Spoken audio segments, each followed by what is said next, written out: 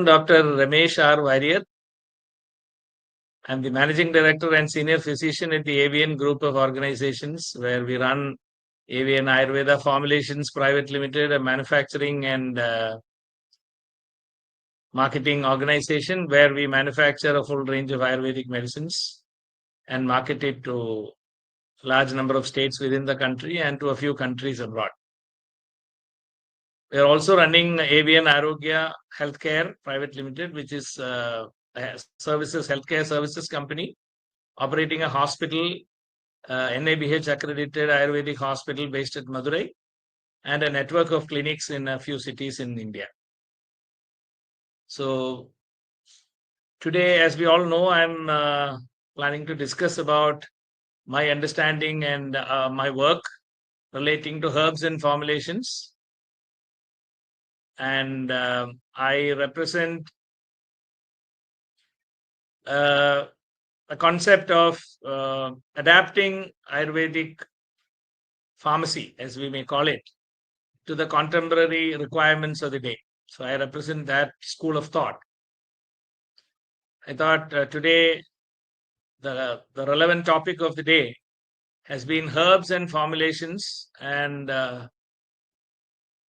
understanding what still constitutes an Ayurvedic medicine, or what are there in tablets and capsules or so on, and the other contemporary dosage forms, as we may call them as. So as part of my journey, of course, we have been into the manufacturing and marketing of classical Ayurvedic medicines since it was started in the year 1930 by my grandfather. All along, we have been manufacturing the traditional Ayurvedic formulations in the dosage forms of Vasavas and Arishtas, Kuathas, Thailas, Thaila, Yamaka, I mean the whole aspect of the Sneha Kalpana, including the Ghritas. We had the Lehyams, the Churnams, the Rasakriyas, and so on and so forth. So that has been the mainstay in our journey for a large part of till around 1995, I should say. This has been the mainstay of our pharmacy. This is what we have been manufacturing and using in our practice. But the initial stimulus, I would say, came from a time when I was actually sitting with my father in his clinic when he was attending to patients. And I used to sit with him and observe the patients who used to come. So I found many patients who developed a problem which did not respond to modern pharmacy. They went to allopathic doctors, could not get a solution. Those days, while I was a student, we had a large number of patients approaching us for peptic ulcers, GERD, peptic ulcer, and gastric ulcer, and so on and so forth. And my father used to prescribe them the Ayurvedic medicines, which would very quickly give them a good relief. Within the first visit, generally those days, my father used to ask them to come after 10 days. He would give them medicines for 10 days and ask them to come after 10 days. Most of the conditions we used to see, I mean, almost all patients, we used to see a very good reduction in their symptoms when they came for their first review. But at times we found that a patient who developed such good solutions, I mean, who got really benefited and then who ultimately got complete relief from the problem, would then discontinue the product, but much later come back saying that I again developed the problem about 4 or 5 months back. I got a little interested, so I felt, what is happening? I asked him, so why did you wait so long? So he said, no, I again went back to the allopathic doctor. That is when I was surprised. I thought you had the experience that you went to an allopathic doctor, you had the treatment from there, did not get success, and that's how you came to us. And then with our treatment, you got better as well. But again, when you got the problem, you are approaching the allopathic doctor. Can I know what prompted you to do that? And on most of the occasions, the answer we got was a sly smile, and they would slowly confide that the thought of taking your medicine was the main reason why I thought of again trying allopathic medicine. That immediately struck a chord with me. I immediately recognized the the difficulty of consuming our products is a reality. Many of our traditional dosage forms do have a palatability issue, and I wouldn't call them as the most convenient form of consuming the medicine. Yes, when somebody is so seriously sick, he is ready to do whatever it is. Till then, he is okay to do all of that. But then, once he starts getting a little better, there develops a sort of a resistance for him to continue to take a product which is not very convenient, which is not palatable, which is difficult for him to carry, especially with the lifestyle of people changing. People have to travel a lot. So these sort of lifestyle related factors made the whole setup quite difficult. So thereby they would naturally, though there was an interest, the inclination to take the medicine came down. At the same time, the feeling of difficulties associated with the dosage form kept going up, which tilted at a particular point where they stopped taking the medicine. And the thought of again restarting that was also not the first impulse that they got, is what I inferred from this. That stayed at the back of my mind. Of course, it was much later, after I finished my course and then started working here and started building, working in the organization. I thought that if we can do something about making our products more convenient for the consumer, I thought it would definitely attract many more people towards benefiting from Ayurveda. And the further validation came when in my own family, my son would just not consume any of our products, however much we tried, because right from my childhood, I have never taken an allopathic medicine. I have only been given Ayurvedic medicines for all my problems in childhood. But I just couldn't feed my son with any of our products. The moment I somehow was able to push some medicines into his mouth, but he would invariably spit it out. This was my practical experience as well. So I was really finding it extremely difficult to ensure that my son got only our medicines. I somehow managed, but it was around that time that by then we had already started working on this big problem statement that if Ayurvedic medicines were made more consumer friendly, it would probably enhance the acceptance of Ayurveda, the utilization of Ayurveda, and the benefit that people would derive from Ayurveda. This was the initial thought process based on which we started work on that particular area. And there was a lot of dialogue going on with the modern scientists from the modern pharmacy side. We had to work hard for a long time. It took us about 6 years for us to get convinced fully that we have been successfully able to convert one of the most important dosage forms that we use in this part of the country, which is kwathas, into swallowable tablets, which were seen to be as effective as the kwathas. There are other advantages as well. The primary reason was to enable better patient acceptance and thereby better compliance. Because the other experience which I always had was that patients who were given the kwatha in the traditional format, of course, we had already shifted from the traditional format of preparing the kwatha every day. That trend has disappeared years back, even from my grandfather's time, which is about 93 years back. People here were not ready to prepare their own kwathas because first, they didn't have access to all the herbs. Number two, they were hesitant to do that. The commitment to prepare a decoction or a herbal product on a day-to-day basis and consume that had already taken a beating in our part of the country. Kerala maintained that tradition for much longer, but this part of the country had almost completely lost that tradition, and people were looking for ready-made solutions. So even at that time, we were preparing kwathas ready-made. Those days, of course, the method was to convert those kwathas into aristas. And it was in the arista form that the kwathas were being administered. From there, we came to a level where the kwathas were concentrated. And then with the additional help of preservatives, it was possible to administer concentrated kashayams or kwathas, which had to be then diluted with water and consumed. So that kwatha, consuming the kwatha, either freshly prepared or the ready-made kwatha, which had to be diluted with water, both were extremely difficult in the sense they were not at all palatable. Number one. Number two, you had to carry this liquid around, which was again a hassle. If you spill it somewhere, the whole place, clothes or something would get completely stained. So there were practical difficulties, of course.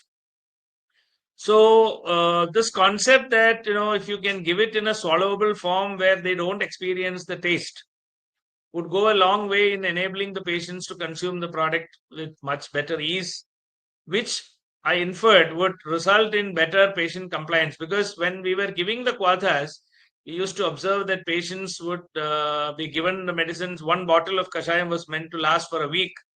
But very often we would see them coming after 2 weeks saying that 1/4 of the bottle is still pending. This was the norm. This was not the exception. This was the norm. There was hardly any patient who would exactly complete their quota of one bottle of medicine in a week's time and come back for a replenishment. So much so that, we started giving them this 1 week, the bottle of 1 week for 10 days. It had already become the norm. But it was in that juncture that we were able to successfully get convinced that we seem to have a solution now, that we have these kwathas in tablet form. What we did was to evaporate the liquid, that is, dehydrate the liquid at low temperature, again based on the same principles that the Shastras have mentioned, that the whole paga should not be done at very high temperature. So in low temperature, we were able to concentrate the liquid, dehydrate it completely, and that was used as the base along with the other components needed to ensure disintegration, binding, and stuff like that. Exactly the type of excipients that are used in modern pharmacy for the formulation of tablets. We used that, and we were able to get them into tablets which were swallowable. We could also demonstrate that these tablets, when dissolved in water, would exactly resemble the kwatha.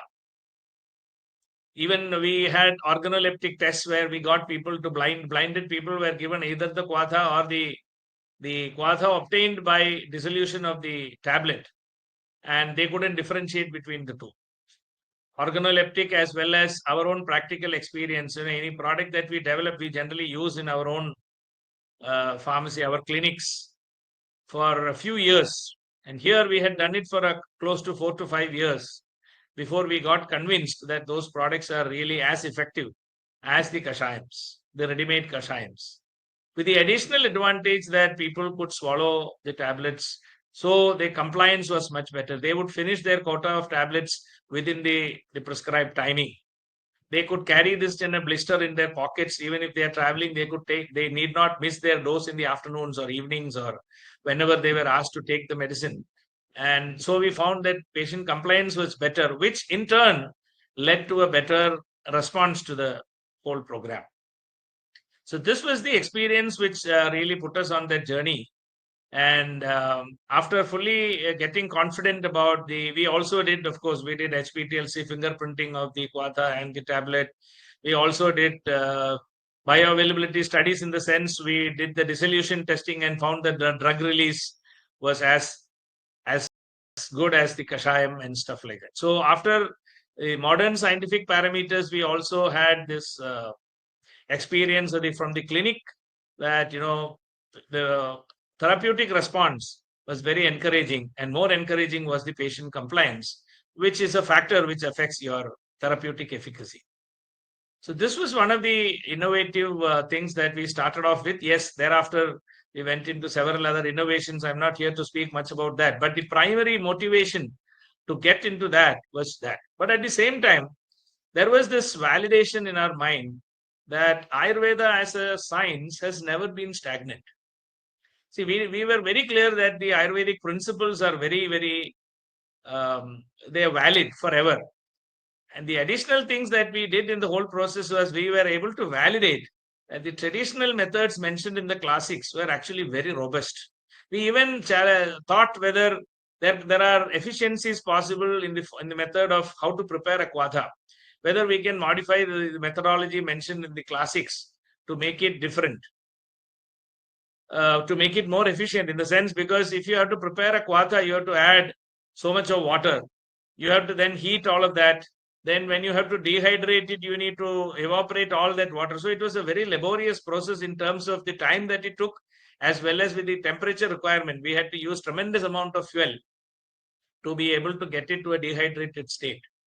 So we thought whether there are options to improve the process by maybe reducing. Why should we add 16 times the quantity of water in case of those hard substances that we use for extraction? And we did trials using different quantities of water. With several batches, we kept testing, and we came to the conclusion that it was the process mentioned in the Shastra was the most effective method to do that. 16 times the quantity of water evaporated to 1/4, and then the herbs to be filtered out and further concentrated to the half of that, and then at the dose where it had to be taken twice a day. That process of adding 16 times the quantity of water, and then when it becomes 1/4, to filter out the herbs and then concentrate it further, they're both precise. That was the best situation where we got the best quality of extraction from the Kwadha Drivyas. So this was very, very enabling in a sense, and it really reconfirmed our commitment to stick to the traditional methodology. But it never, I think, is an impediment to go beyond what has been mentioned, because those days there was a certain amount of technology, there was a certain amount of infrastructure, but that was only the limiting factor. I think even if you look at the history of the Ayurvedic pharmacy, we all talk about the golden age as the Brihatray's age, Charaga, Sushruta, Vagbhada age. We found that even later, even in the pharmacy today, when we talk about Ayurvedic pharmacy, the Resources or many other formulations were introduced into the Ayurvedic pharmacopoeia over the period of time.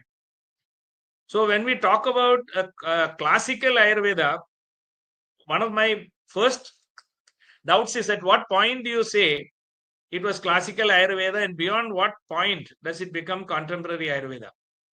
I think Ayurveda has always been contemporary in the sense that with every passing year or generation or the next level of people who worked with the science of Ayurveda, there have been innovations which got internalized into Ayurveda. Ayurveda never kept aside something that was factful or truthful and which served a purpose. I think the concepts, the fundamental concepts remaining the same, the application of those principles, I think, have always been subject to evolution. We never had even the Ashtasthana Parikshas in the Brihatrayi period. We only had Darshana Sparshana Prashna up to Vagbhada's time. But then we introduced the Ashtasthana Pariksha, the Dashavidha Pariksha, and so on and so forth. So in every dimension, if you look at it, I think Ayurveda has been an evolving science of knowledge. It has never been stagnant, but with a solid foundation. The basic understanding, the basic principles underlying the science have always been constant.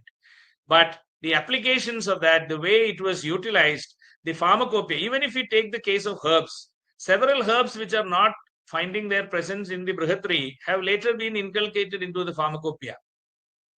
So if you just look at that trend, I think it is a little short-sighted or sort of narrow-minded to think that at one point it stops, and before that is classical Ayurveda, and post that is a contemporary Ayurveda. So in that sense, I believe that Ayurveda has ever been contemporary, because anything that is not contemporary, that it gets left out. If you are not serving a purpose of the current requirements of the society, I think anything is bound to be thrown out of the window. This is my personal perception about anything in that matter. So the very fact that Ayurveda has remained relevant even to this day, even when there is a presence of all the advances in modern medicine, even like gene therapy and the molecular biology based insights, so many advances have happened.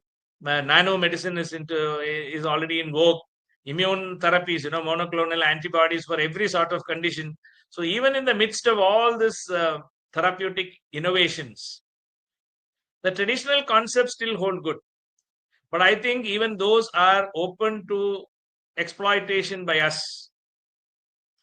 It's only that we need to be exposed to any of those technologies and see if it is in line with our basic principles.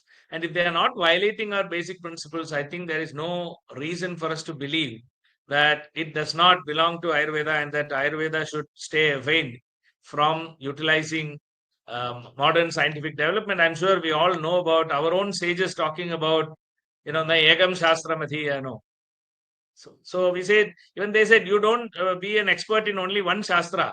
You have to be exposed to the multiple contemporary developments and see how you can develop the strength of your science using Yuga Niruba, according to the situation, according to the Yuga, according to the situation and requirements of the current day and age. You need to modify your practices, maybe not the principles. Yeah. And I would think there is no better or more broad-minded principle than Ayurveda. What is an Ayurveda? In fact, Ayurveda itself says, Jagat evam anaushadam na kinchit vidyate dravyam. I think that is the definition I really love, which means there is nothing in the world that is not a medicine. So how can there be a non-Ayurvedic medicine? So the very question of whether it is an Ayurvedic medicine or not, I think is a misnomer. Because Ayurveda says if anything that you use for a therapeutic purpose is medicine according to Ayurveda. So it's not a question of whether it was mentioned in the classical textbook, whether that herb has been mentioned, whether a particular formulation has been mentioned, or whether a particular pharmaceutical procedure has been mentioned. They are just examples. They said, I am giving you a particular framework and a methodology to start with. It doesn't mean you end it here. There is so much of beauty in the classics, but at the same time, we need not restrict ourselves to the developments of the future, of the present and the future. I am of the opinion that even the so-called allopathic drugs are not an Ayurveda. They are also Ayurveda in a sense, because I'll just put it across, is insulin Ayurveda or not? According to the Ayurvedic principles, Dravya Samanyam is the most important thing in this thing. When a patient has got insufficiency of a particular substance in the body, administering that is the most congruent to the principle of Dravya Samanya, because we mentioned Samanya is the most important principle that we need to use when there is a non-availability within the body. So mamsa kshaye mamsam, rakta kshaye raktam. So like that, Ayurveda has always recommended that if a dravya is insufficient in the body, administering that dravya is the first line of approach. And if that is not practically feasible for whatever reason, that is when you look at also having other things which are got a similar property, similar efficacy. So from that perspective, I think even Charaga, if he had been alive here, he would be using a thyroxine or an insulin with no qualms about it. Leave alone Dravya Samanya, even the other Dravyas. Because I think our classics have always been very open-minded about everything. They said the first line of approach in the therapeutic management is about diet and lifestyle. Your daily routine and regimen itself can reverse several of your health problems at the most fundamental level. But if that is not enough, you go into a Hetu Viparita Chikitsa encompassing other factors also which can be influenced to bring back the balance of the body. If that is also not enough, then you go into Padarthavijnanam or Vyadhi Viparita Chikitsa, which is a compromise. It is not the ideal treatment. Ideal treatment is a Hetu Viparita Chikitsa, which addresses the root cause of the condition. Very often it could be a lifestyle-related issue, it could be a diet-related issue. But if it is a genetic-related issue, those days it was completely incurable. We said they were all asadhya rogas. Today, if there is a possibility for us to tackle those asadhya rogas with a new technology, why should we keep it out of the purview of Ayurveda?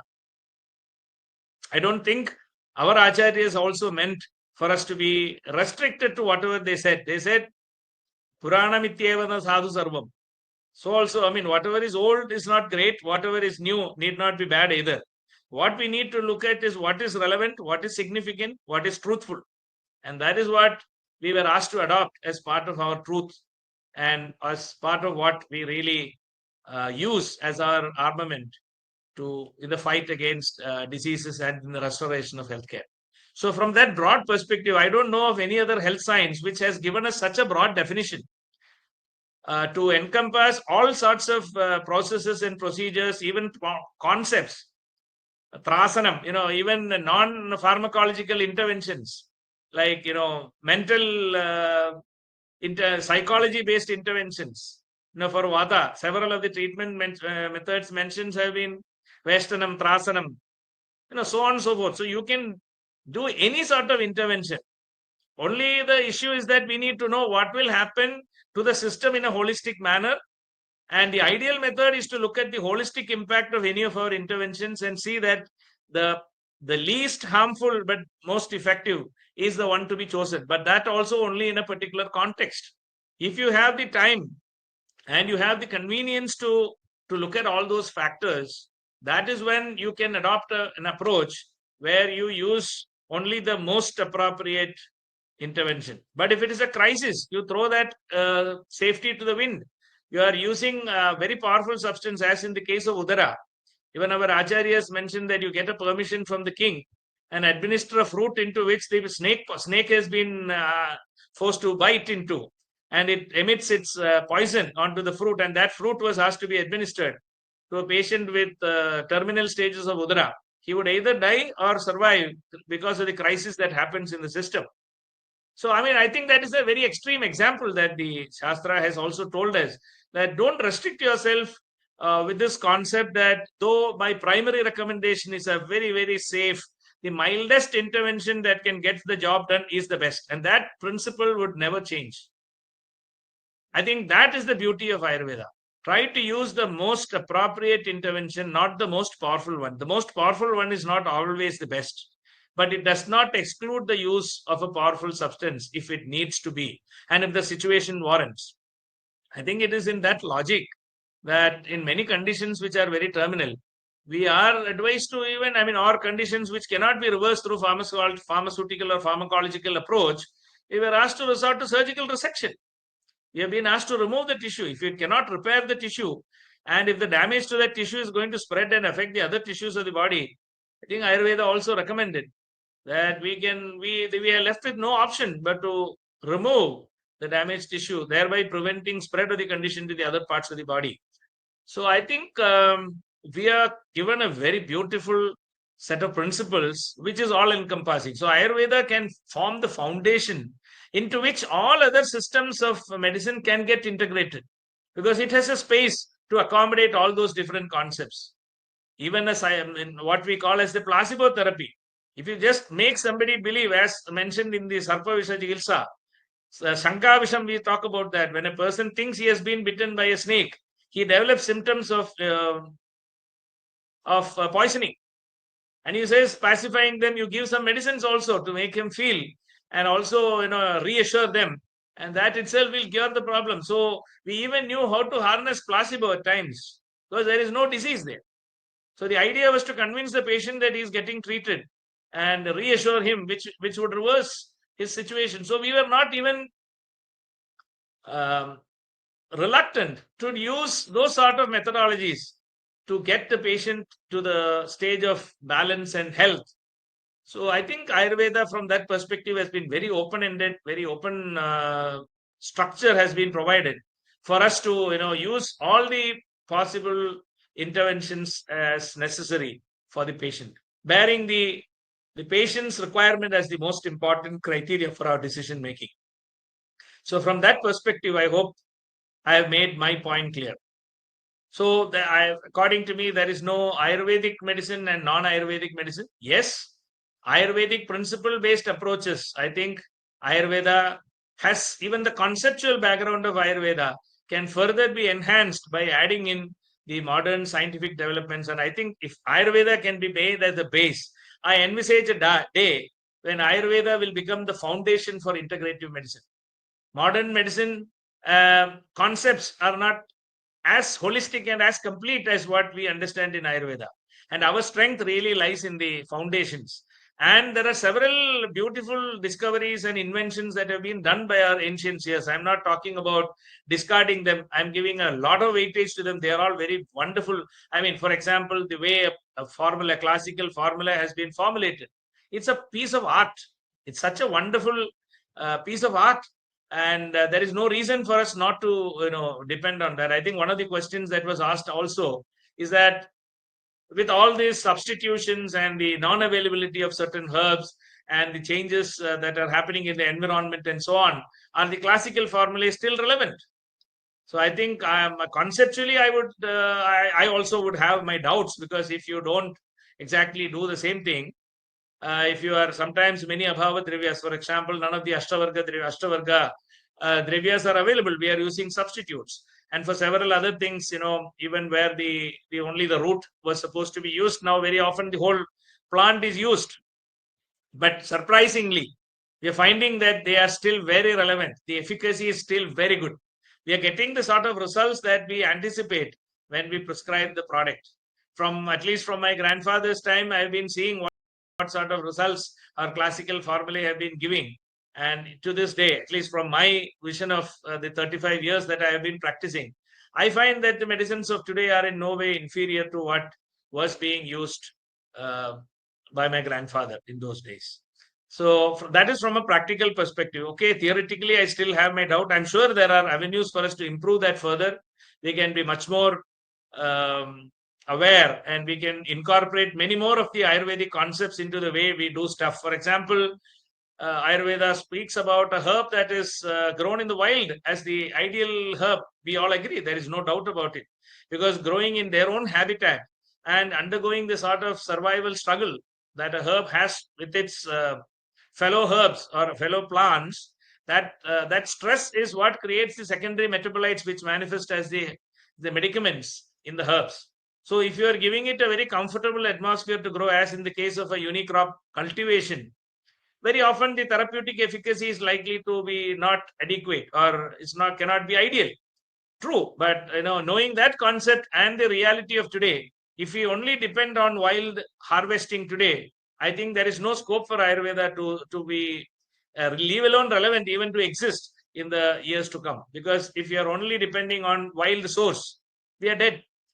In fact, I distinctly remember we had come out with a product for diabetes, which we compared with an allopathic medicine against metformin. We did a double-blinded study, and we found that our product was as effective as metformin in a clinical trial that we did. I got very excited, and I had a cousin of mine who was leading research scientist. He was one of the vice presidents in the company in technology, and he has been here. He has seen what we have been doing, and he knows how Ayurveda can be effective. So we used to have conversations with him very often, and he got very excited when he saw these results, and he said, "Can we look at taking this product globally?"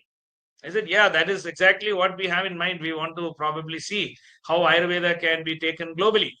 Then he said, "I'm very serious about it. I would really like to explore that opportunity." He asked me, "What if the world population of diabetics is so much? And then, what percentage share can we target for?" That got me thinking, if you want to look, talking about targeting the share, a percentage share of the world diabetic market through a product. So when you talk about that, the billions of patients, so into so many tablets per day, into so many days in a year, the volume of products that you had to deliver to a company that is looking at a global operation is mind-boggling. So even if it was beyond my thought process, I immediately said, I realize my limitation.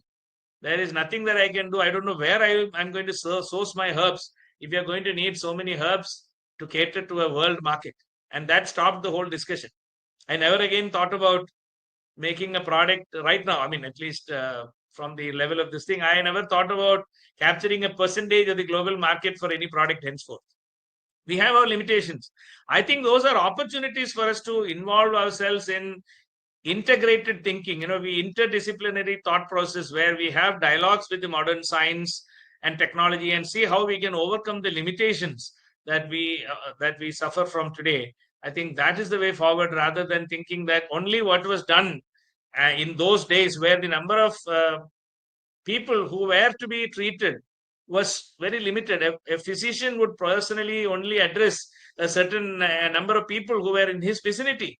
He wouldn't even treat a person from another state.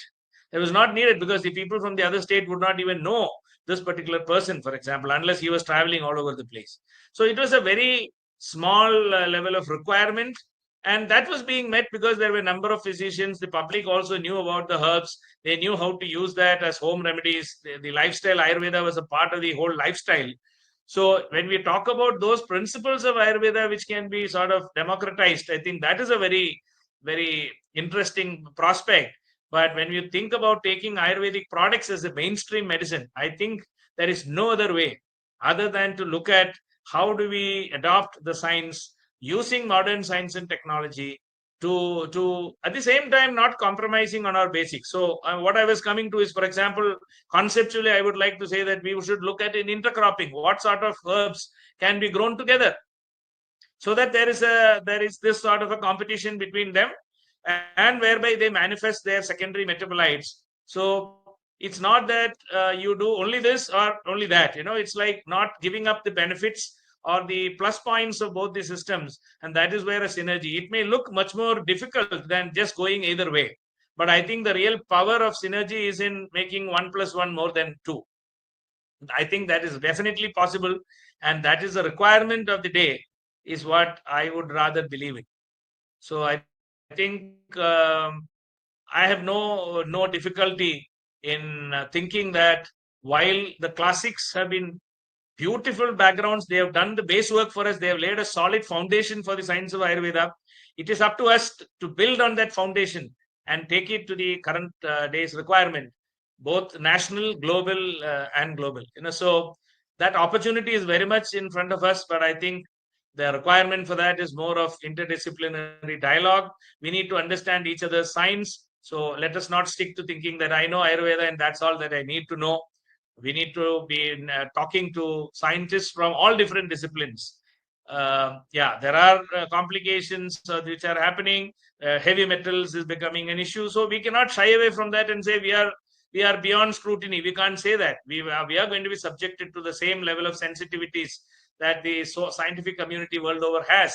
So it is our responsibility to rise up to the occasion, to see how we will overcome all of that. And I think with an open mind and with interactions and collaborations, we should be able to find solutions, because there is an eternal truth within the science. There is such a big potential. If it is not based on some real truth, I'm sure it will not survive longer. But I am very convinced that the basic principles of Ayurveda and the work that has been done by our rishis is such a solid foundation that it will never become irrelevant. Only thing is that we should see that we don't make it irrelevant by not adapting it to the requirements of the time as it goes through. So with these few words, I would conclude my thoughts, sharing my thoughts on these topics, and I'm open to more discussions when we meet in person, or if there are any specific queries that you would like me to address, I would be more than happy to address those queries. At the same time, I take this opportunity to really convey my humble pranams at the lotus feet of Krishnavarji, whose initiative it has been to uplift Ayurveda and make it relevant in the global scenario. And personally, he has been instrumental in whatever I know today about Ayurveda. Though I come from a family of Ayurvedic doctors, my entire training was at the Ayurveda College in Coimbatore, which was conceptualized, created, nurtured by Krishna Kumarji. And I definitely would like to share my utmost gratitude for his noble thoughts, which enabled generations of Ayurvedic physicians to emerge from that great initiative of the Ayurveda College that he started in the Gurukula style at Patanjali Buri in Coimbatore. I've been a beneficiary of that, and I strongly would like to use this opportunity to once again thank him and convey my deepest pranams at his lotus feet. Thank you.